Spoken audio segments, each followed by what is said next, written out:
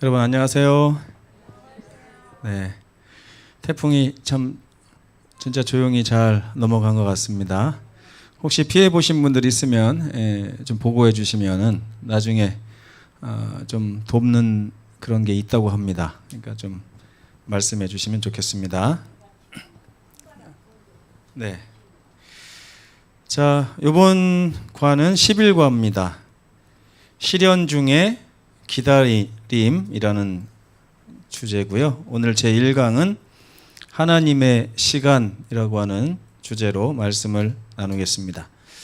이제까지 나온 기억절 중에 제일 짧은 기억절이 나왔습니다.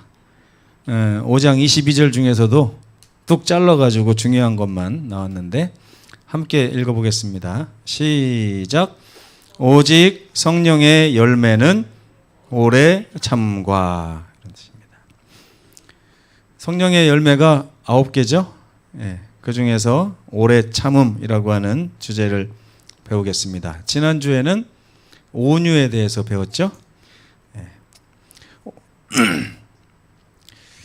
이 오래 참음을 다른 말로 하면 인내라고 할 수 있겠습니다.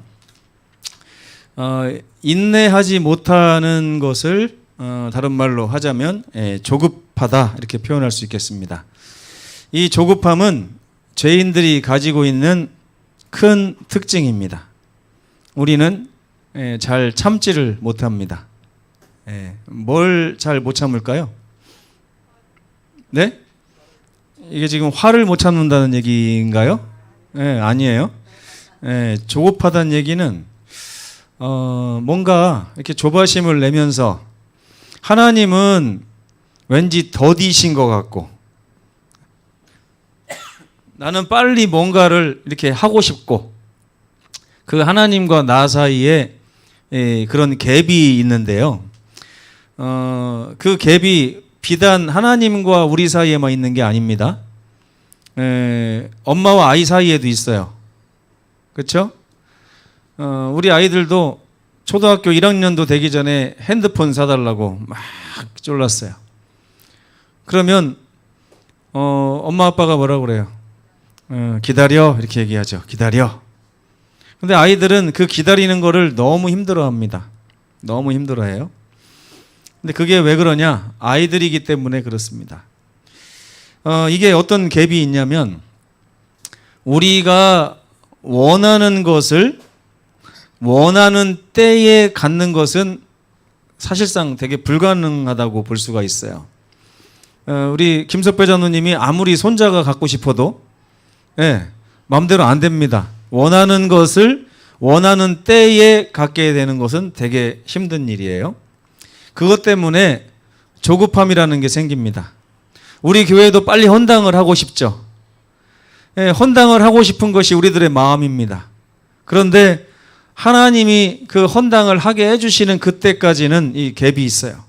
그거를 우리가 인내하면서 기다려야 된다. 이런 뜻입니다.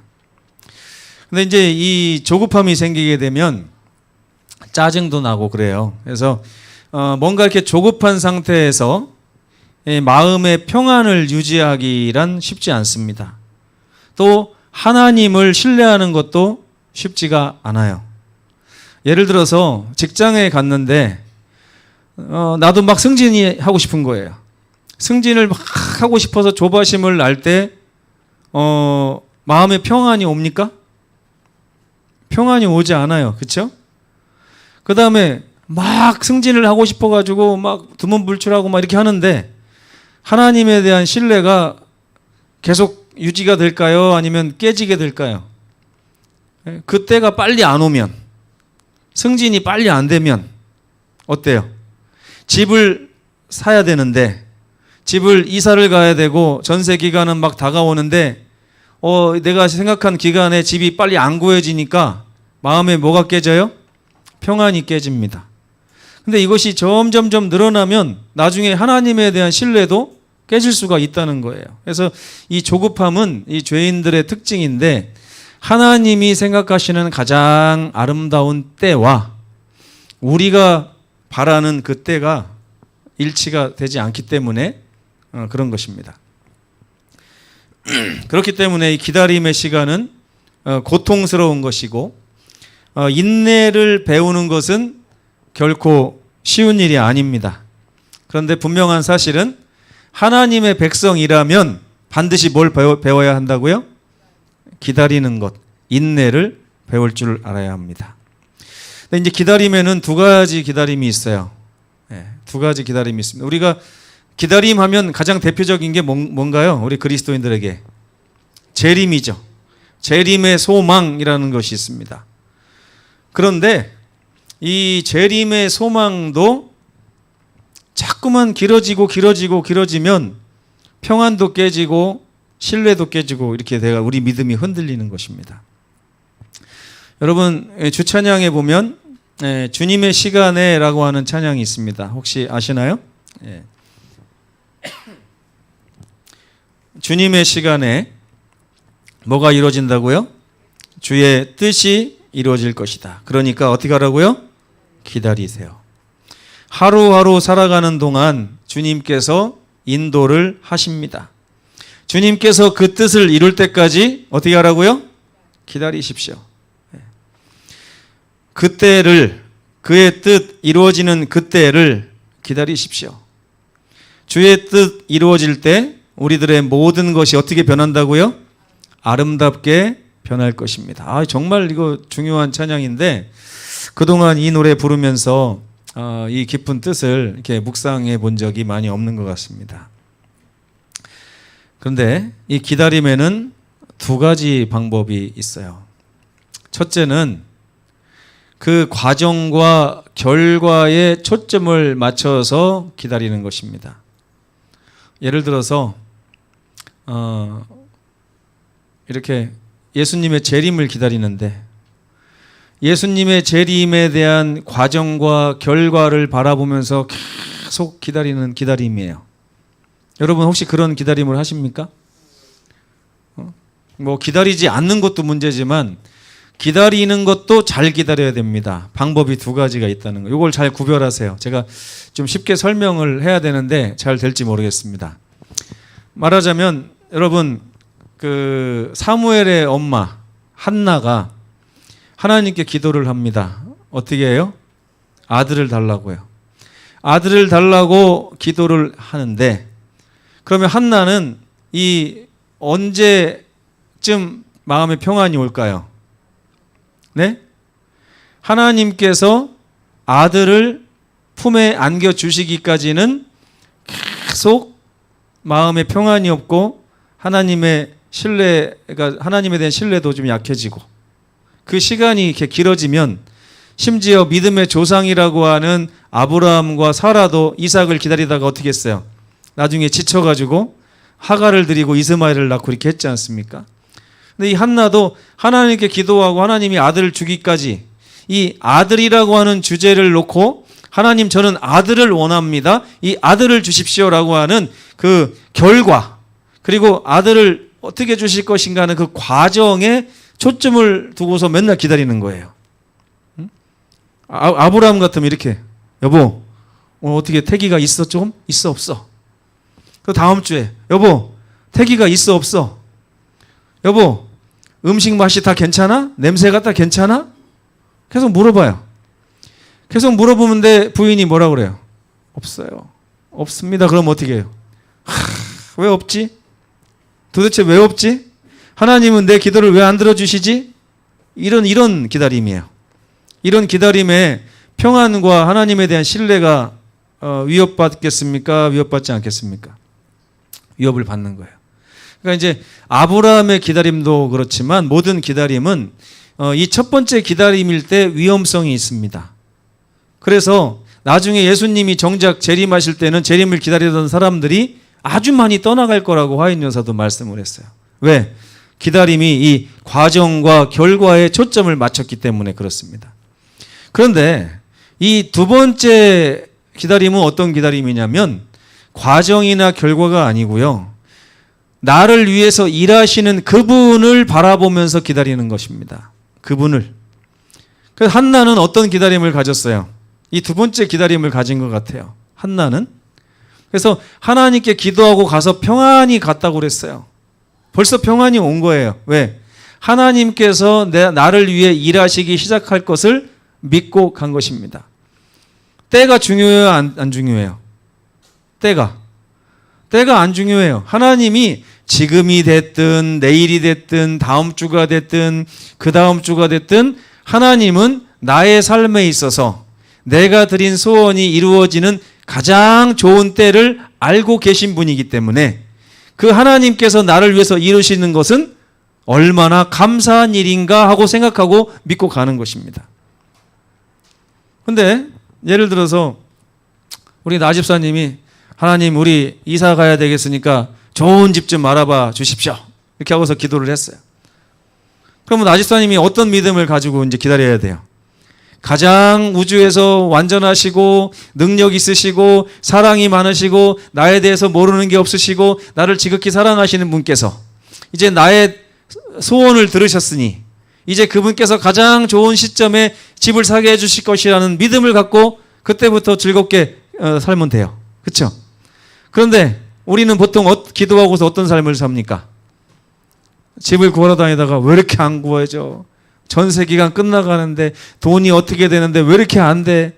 하나님은 내 기도를 듣는 거야 안 듣는 거야? 이런 삶을 살잖아요. 이러한 기다림이 이 첫 번째 기다림이에요. 오늘 요 두 가지를 잘 구별하셔야 돼요. 오늘.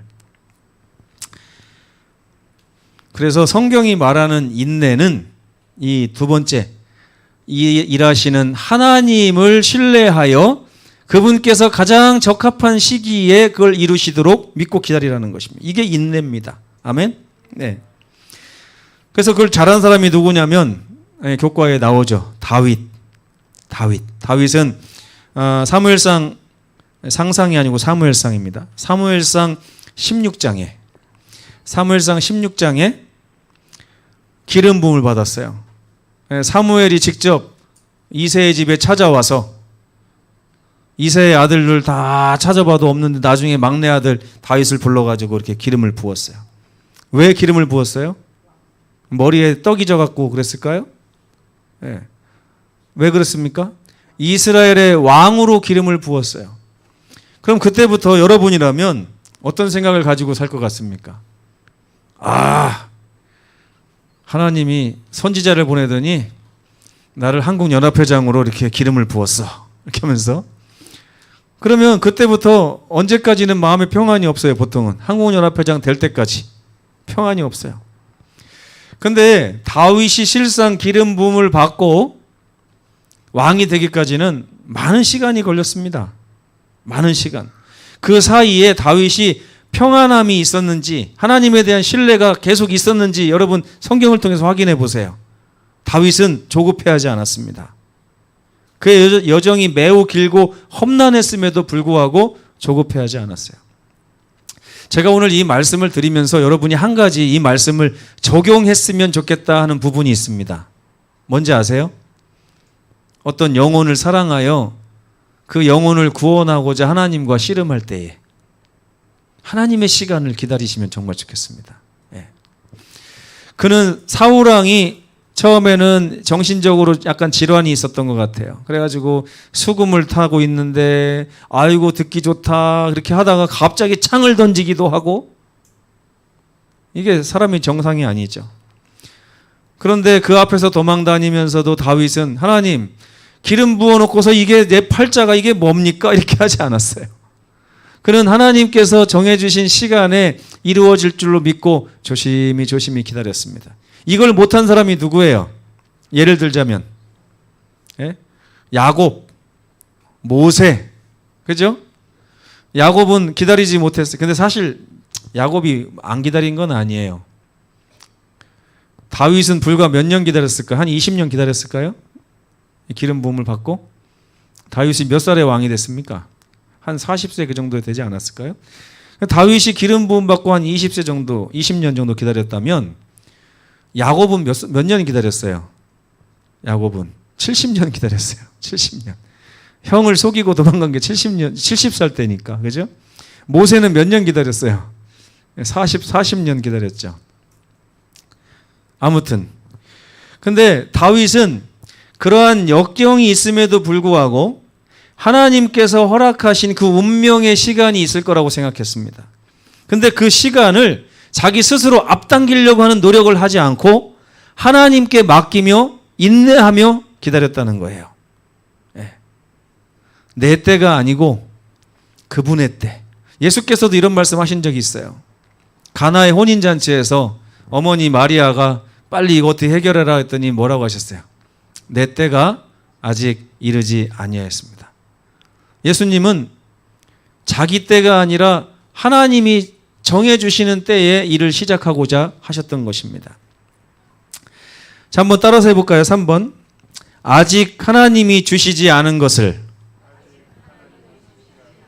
미리 움켜잡으려 하지 말자. 네. 어떤 분은 부자가 되고 싶고, 어떤 분은 박사가 되고 싶고, 어떤 분은 인기가 있어지고 싶고, 어떤 분은 집을 사고 싶고, 차를 사고 싶고, 아들을 낳고 싶고, 딸을 낳고 싶고, 많아요. 그런데 하나님께 기도하고 그분께서 가장 좋은 때에 그것을 이루어 주실 줄 믿고 감사하며 그분을 섬기면 그것이 진정한 기다림이라고 하는 것입니다. 가룟 유다도 마찬가지예요. 가룟 유다도 때를 기다리지 못하고 조급한 마음에 예수님을 얼른 왕을 만들려다가 이 꼴이 난 것입니다. 자, 이 4번도 한번 같이 읽어봤으면 좋겠습니다. 시작. 하나님의 선물은 그분의 손을 통해서 그분께서 정하신 때에 받을 때 가장 큰 축복이 된다. 두 가지죠. 내 손이 아닌 누구의 손? 하나님의 손. 예, 장자권을 야곱이 자기 손으로 쟁취할 것이 아니라 하나님의 손으로 그에게 안겨줄 때까지 기다렸어야 됩니다. 그때는 야곱이 생각하는 때가 아니에요. 하나님이 생각하시는 그 때. 제가 하나님 70년 동안 기다렸는데 너무한 거 아닙니까? 라고 하다가 문득 생각이 들었어요. 왜요? 야곱은 그런 얘기 하면 안 됩니다. 왜? 야곱의 할아버지가 들려주신 이야기가 있을 거 아니에요. 그렇죠? 야곱이 할아버지 무릎에서 자랐을 거 아닙니까? 근데 할아버지가 뭐라고 그래요? 네 아빠를 낳는데 100년 걸렸어. 하나님께서 가장 좋은 때를 나에게 허락하실 때인데 내가 그걸 기다리지 못하고 이스마엘을 낳은 거야. 뭐 얘기를 다 했을 거예요. 그 얘기를 익히 알고 있는 야곱은 70년이 아니라 100년이 아니라 그 이상이라도 기다릴 수 있는 여건이 저는 됐다고 생각합니다. 하나님께서 기회를 주셨다고 생각해요. 근데 하나님께서 그분의 손을 통해서 그분이 정하신 그때에 나에게 무엇인가를 주시는 것을 내가 기대하며 기다리는 이 인내의 믿음이 얼마나 그리스도인에 있어서 정말 중요한 꽃과 같은 것인지 모릅니다. 근데 반대도 있었어요. 엘리야라고 하는 사람이 나오는데 엘리야는 인내하지 못하고 조급한 마음을 갖고 있었습니다.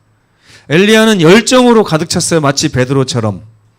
그래가지고 아합 왕도 두려워하지 않고 그 앞에 가가지고 하나님의 말씀을 전하고 가뭄을 이렇게 예언하고 이스라엘에게 저주를 붓고 막 이렇게 했습니다. 그런데 그것은 인내에서 나온 것이 아니라 조급함에서 나온 거였어요. 엘리야가 보니까 이 이스라엘이 너무 지금 피폐해져 있고 이대로 가다는 망하게 생겼고 예언을 연구해 보니 누군가 이 일 일어나서 이 일을 할 것이다라는 그런 예언이 있었어요. 아, 그 사람이 바로 나구나. 그러면서 엘리야가 일어난 것입니다. 그래서 그 열왕기상 18장에 보면 바알의 선지자 850 아세라와 바알의 선지자 850인과 투쟁을 해서 어떻게 했어요? 이겼어요. 하늘에서 불이 내려와서 엘리야의 그 제단을 다 태우고 하나님께서만 오직 여호와시라고 하는 것을 만방에 다 떨쳤습니다. 여기까지는 좋았죠. 엘리야가 바라는 것은 이스라엘의 부흥이었습니다.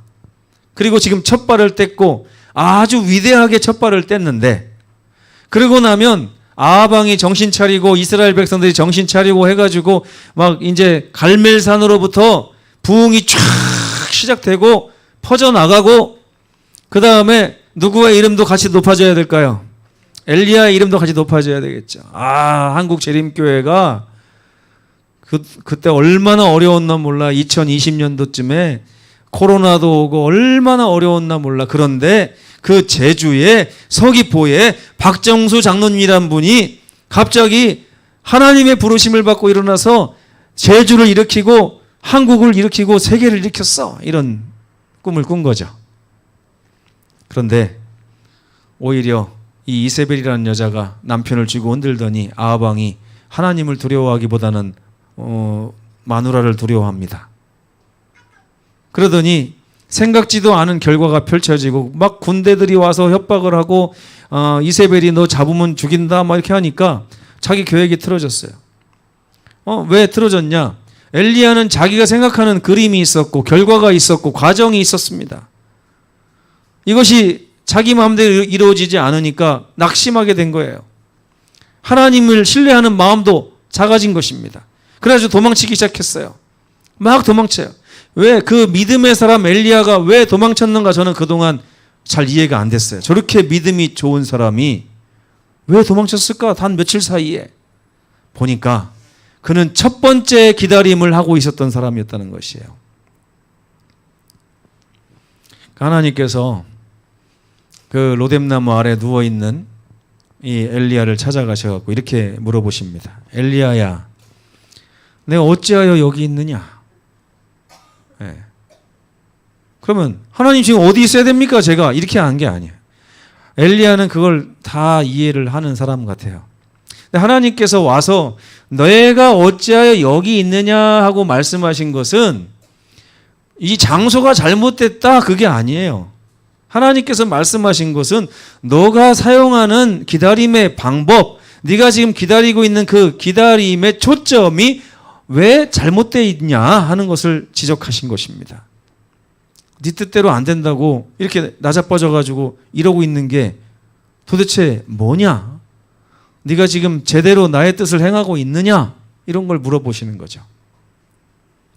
하나님께서는 기다림의 방법에 대해서 질문하셨던 것입니다. 그 일이 엘리야의 일이에요? 아니면 하나님의 일이에요? 하나님의 일이죠. 그러니까 엘리야가 자기 일로 생각하는 건 좋아요. 이게 믿음입니다. 그러나 자기 일처럼 생각하고 자기가 뜻한 대로 그 전개가 되지 않을 때 평안이 깨지고 신뢰가 깨진다면 그것은 하나님보다 위에 있고자 하는 마음이 생긴 것입니다. 그런데 하나님께서는 다시 한번 세미한 목소리로 엘리야를 부르셔서 너 다시 내 밑으로 들어와. 이 일은 나의 일이고 나의 전쟁이고 내가 이룰 일이야. 너는 내가 정한 그때의 이 일을 성취하도록 쓰여지는 도구야. 날 믿고 다시 일어나서 정신 차리고 달려. 그래가지고 호렙까지 달려간 것입니다. 다르죠? 다윗의 기다림과 엘리야의 기다림은 다르고 엘리야의 기다림은 조급함으로 변질이 돼버린 것입니다. 여러분 혹시 살면서 가정에서나 교회에서나 아니면 회사에서나 아니면 동네에서나 아니면 개인적으로나 뭔가 하나님과 기도하면서 투쟁하는 그런 게 있으실 것입니다. 건강 문제도 될 수가 있고요. 재산 문제도 될 수가 있고 그죠? 명예 문제가 될 수도 있습니다. 그러나 거기에는요 다 하나님께서 뜻하신 시간이 있습니다. 우리는 그 시간 몰라요. 단지 우리의 인생이 누구의 손에 있다는 것만 알아요? 하나님의 손에 있다는 것만 알면 됩니다. 그리고 하나님을 신뢰하십시오. 그때가 아직 오지 않았다 할지라도 우리가 이제 금요일 날은 기다림 가운데 우리가 즐거워할 수 있는 방법을 또 배울 것입니다. 근데 첫 번째 방법으로는 기다리는 내내 즐겁지 않습니다. 오히려 조바심이 나고 평안이 깨지고 하나님에 대한 신뢰가 깨집니다. 그러나 나의 삶을 온통 짊어지고 당신이 가장 정하신 그때, 아름다운 그때에 나를 위해서 이루실 하나님의 얼굴을 바라보고 기다린다면 그 기다림 내내 하나님을 찬양할 수 있고 기뻐할 수 있는 그런 아름다운 신앙생활을 할 수 있게 된다는 것입니다. 결론입니다. 그래서 우리는 어떤 소망이나 결과나 과정을 바라보지 말고 그 일을 이루시는 하나님을 바라보는 기다림 그리고 인내심을 가지고 신앙을 해야 됩니다. 기다림은 고통스러운 것이지만 하나님의 백성들은 기다림을 배워야 합니다. 우리는 우리가 원하는 일과 그 일의 과정과 그 일의 결과를 바라보며 조급한 신앙생활을 하기보다는 그 일을 이루시는 하나님을 바라보면서 기다릴 수 있는 힘을 길러야 합니다.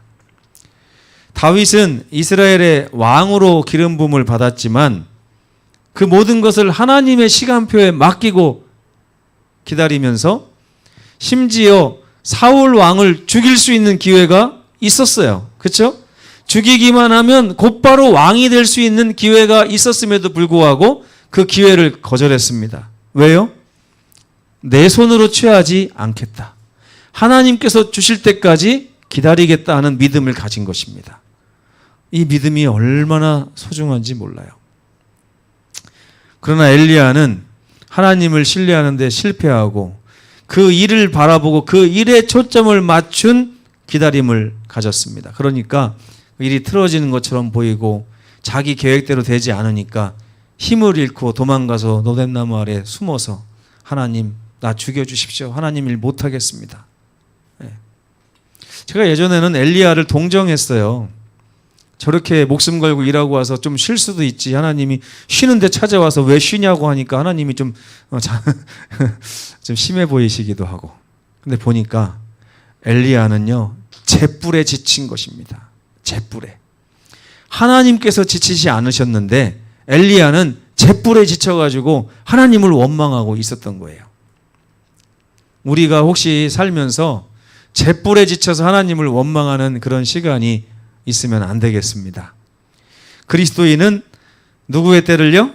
하나님의 때를 바라보며 기다릴 줄 아는 인내심을 길러야 합니다. 우리 서귀포교회 모든 성도들, 이 기다리는다는 얘기는요, 다른 말로 하면 기도하는 사람이란 뜻입니다. 우리가 하나님과 1:1 관계 속에서 기도하며 기도하는 것을 다 하나님의 손에 맡기고 하나님께서 정확한 때에 이루시기를 기다리면서 그분 안에서 기뻐하는 신앙이야말로 성령께서 주시는 9가지 열매 중에 정말 좋은 열매라고 갈라디아서는 얘기하고 있는 것입니다. 이러한 열매를 우리 모든 성도들 함께 소유하시게 되기를 간절히 바라면서 말씀을 마치겠습니다.